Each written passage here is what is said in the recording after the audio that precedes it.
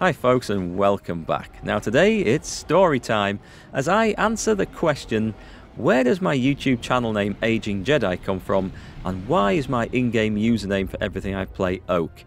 I've been asked this an awful lot and today I'm going to get to the bottom of it and explain it all.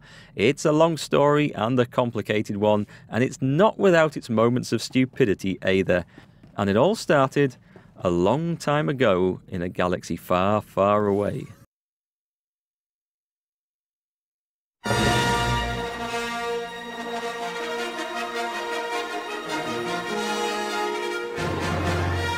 Yes, right, okay, that's enough of that before the copyright demons come and drag me down to the depths of YouTube hell.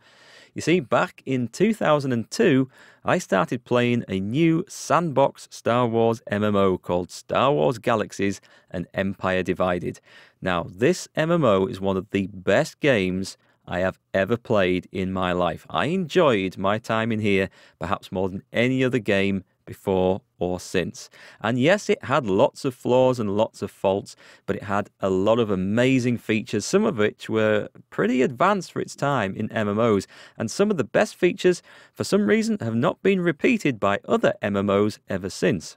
Now, this game was set somewhere roughly between movies 4 and 5 in the Star Wars universe, and it was a sandbox, which meant you could basically do whatever you wanted to in the game, build whatever you wanted, and become whatever type of character you wanted. It didn't have a set class system where you picked a class at the start of the game. You had a set amount of skill points that you could spend as you progressed through the game and leveled up and gained experience in different areas. The sort of professions you could put points into ranged from brawlers and fencers and swordsmen to pistoliers and riflemen to commandos, combat medics, doctors, architects, doctors, chefs. There was a big long list, including entertainers like musicians and dancers, and all of these were absolutely critical to the game. You see, the game and the economy were completely player run. Everything you bought and used and needed in the game had to be created by another player. And to make that work, there was a limit of one character per server, which meant you couldn't just have a load of alts being crafters and doctors and things to make the things you needed. You had to rely on somebody else having a character with those skills so you could go and buy things from them. This worked really, really well. It had one of the best crafting systems and resource systems and player housing systems I have ever seen in any online game. And the community that built up around this was fantastic because players would build their own towns out on the planets. They'd have to elect mayors to run the town. In fact, politician was one of the professions you could put points into. This side of the game worked really, really well, and you could create any sort of character. You could totally customize your character across the many professions in there, having a bit of each until you'd spent all your skill points. The one type of character you could not play, however, was a Jedi. Remember, this was between movies 4 and 5. In the Star Wars universe, the Jedi had been hunted almost to extinction by the Empire, don't forget. Except there were Jedi players in the game, but we'll get to that a little bit later. You see, when I first started, I didn't have any delusions of grandeur. I just wanted to be an average bloke in the Star Wars universe. And yes, I, being a good guy, had leanings towards playing for the Rebel Alliance. Although you didn't have to choose a faction when you started, or at all. In fact, you could be a neutral.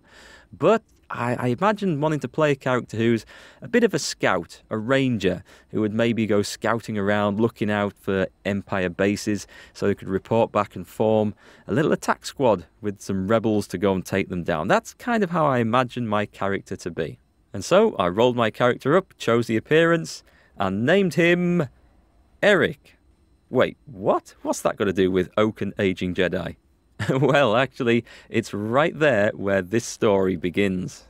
Because I mentioned that there were Jedi characters in the game, and they were an alpha class. The powers these Jedi or Sith had were far in excess, for the most part, of what the standard professions could have. But you could only get one of these characters by unlocking your second character slot on the server, which was a Force-sensitive character slot, i.e. someone who could use Force powers. And at this point in the game, nobody knew how the hell you were supposed to do that. The players that had done it had seemingly done it by accident or at random, and no two players who had unlocked their characters, their second character slots, could give the same answer as to how they'd got them. It was just a mystery. The first clue as to how to do this came that Christmas when the developers gave every character in the game as a little Christmas present a holocron, a repository of Jedi knowledge or whatever they were supposed to be. And when you used it, and I remember when I used mine, a message flashed up on the screen saying something along the lines of, to continue your journey to mastering the ways of the Force, you must master the following profession, Architect, which basically told me that if I wanted to move on towards unlocking my Force-sensitive character, I had to become a Master Architect. And then light bulbs started to go on above players' heads. People started to realise that the way to unlock a second character slot was to master a certain number of professions. But it seemed pretty random. Someone had got their second character slot by just mastering 8 or 9 professions. Someone else had had to do 20. And none of the professions seemed to line up or match. And it was a bit of a mystery still.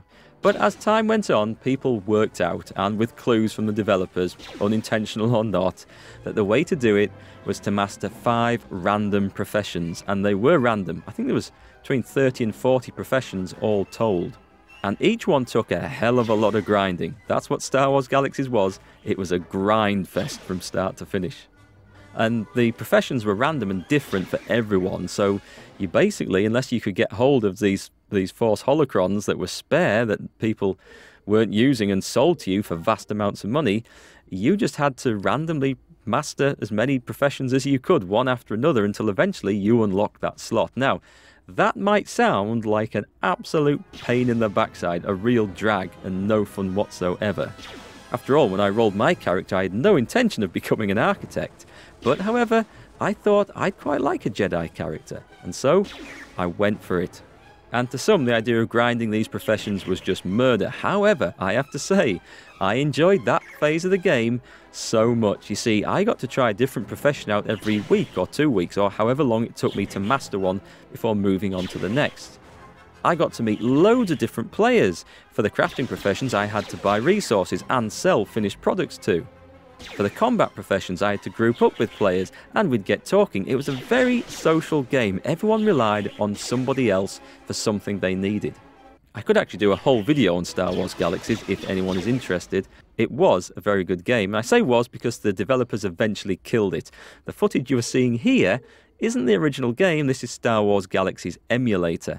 This is a free version of the original Star Wars Galaxies. The developers killed it with some horrible update to the combat system that they sprung on the players, which made it a clone of World of Warcraft, and it basically killed the innovative crafting and profession system that they had and replaced it with something really mundane. And all the players left, all the subscriptions stopped, and the game died after a couple of years. However, it had such a fan base and a following for the original type of the game that these emulators have been cropping up here, there, and everywhere. And you can go and play on the original code if you still have a copy of the original discs. So that's the footage you see in the background. Anyway, back to the plot. I did eventually unlock my Force-sensitive character. It took me many months, and I think I was on something like my 23rd or 25th profession. I remember the one it was. It was Pistolier. We'd just finished a group combat run hunting Sharnafs on Corellia, and I mastered the profession, and I got the message up. You feel a disturbance in the Force. You have unlocked your Force-sensitive character slot, or something along those lines. And I don't ever remember feeling so excited in any computer game ever, before or since. I instantly logged off to go and create my Jedi character. Creating the appearance seemed pretty easy. I chose a few options, hairstyles, etc. And then came the hard bit. I had to think of a name for this guy. Now, I've already mentioned I was leaning towards the Rebel Alliance in my allegiances. You see, there was a very tough and, I won't say well-respected, because everyone on the Rebel side thought of him as a bit of a knob, but he was a very tough Imperial Sith character called Wood. And he'd go around leading raids on Rebel bases and shutting them down. And because the Rebels didn't have any Jedi characters, remember these were very rare, there was only maybe 1 or 2 per server, and some servers none at all, I knew that he'd be my main opposition, and I envisioned fighting him. But at the same time, remember that when you started a Force-sensitive character, they could be hunted down by player bounty hunters. So you didn't want to have a name that completely gave away what you were, otherwise you'd never get all your levels ground up in the Jedi skills. And for me, thinking of a character name has always been the hardest part of these games. So I sat down and I thought for a bit, and I couldn't get this guy's name Wood out of my head. He was going to be my enemy, my mortal enemy. And remember, I used to work in arboriculture, working with trees, and I suddenly thought, well, hang on. Everyone knows what's harder than the average wood? Oak. So I created my character, named after the tree, after the wood, good old English oak, and loaded into the game. But hang on, you might think, oak is spelt O-A-K, it doesn't have an E on the end. Yeah, well, you see, there's another little twist there. When I loaded into the game and actually saw my character on the planet of Tatooine, I realised I'd screwed up with the character customization, and I'd given this guy a massive set of mutton chop sideburns which made me look like a dick. And I thought, I'm not going through my Jedi career looking like that. So I went back into the character creation, deleted that character, recreated him without the sideburns, and then tried to load in, and it said, that name is unavailable. I thought, oh, crap. Because there was about a 20 or 30 minute cooldown after you deleted the character before the name got freed up. Well, I was so excited to get playing, I wasn't going to wait half an hour. So I thought, I know. I'll just put an E on the end. It still sounds the same. It's pronounced the same. It's called Oak. It doesn't look like I'm named after a tree now. It looks slightly different. But it's the same idea. That'll do. I'm not thinking of another name.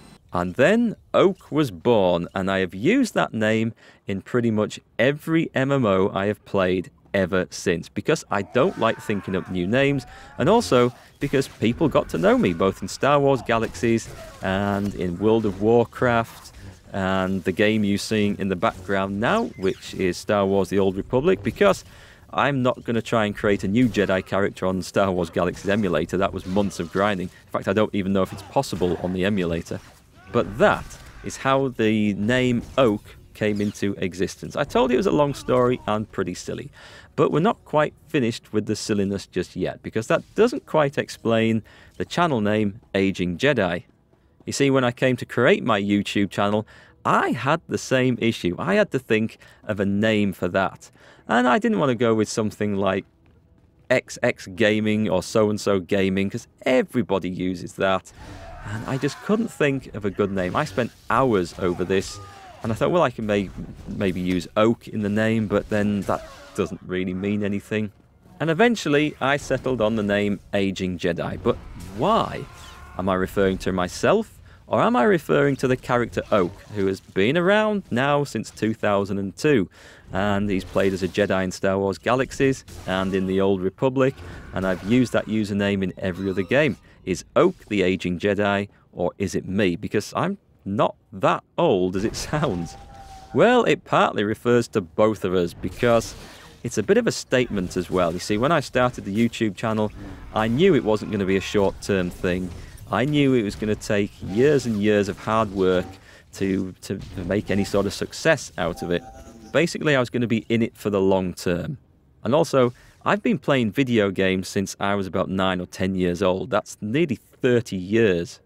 And I still fully intend to be playing games in 30 years' time, by which time I truly will be an aging Jedi myself. However, there is a little thing about that that bothers me, because you see, I don't really see myself as a Jedi character. Yes, some of the ideals of being a Jedi are great. Keeping calm, keeping your presence of mind, not overreacting, not letting the rage and the fury get to you. But I have to say, when things do go bad, the red mist does descend, and I can have a bit of a temper on me.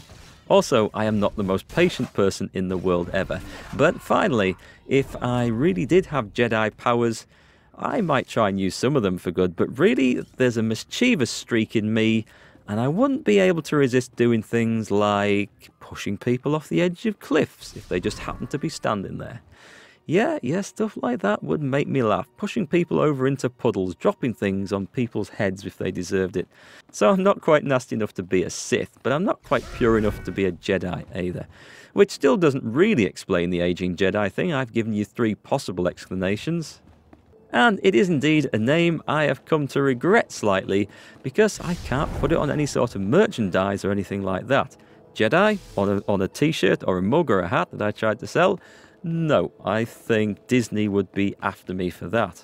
So who knows, maybe someday the channel name will change again, but that is basically the story behind Oake and Aging Jedi.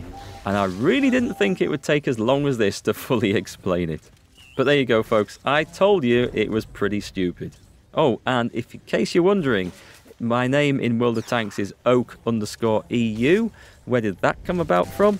Well, some cockwomble had already registered the name Oake, O-A-K-E, on an account before I started playing and didn't use the account whatsoever. No games played, no tanks owned, absolutely nothing. That's a dormant account that will never ever be used. However, the username was taken, and I think I saw a video where someone had _EU on the end of it. I thought, that'll do, Oake_EU.